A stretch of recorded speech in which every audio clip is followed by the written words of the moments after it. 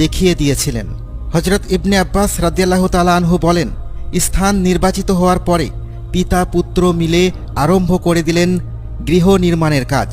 এরা দুজনে ভিত্তির খনন কাজ আরম্ভ করলেন আর মুখে উচ্চারণ করতে লাগলেন, রব্বানা তাকাব্বাল মিন্না ইন্নাকা আনতাস সামিউল আলিম।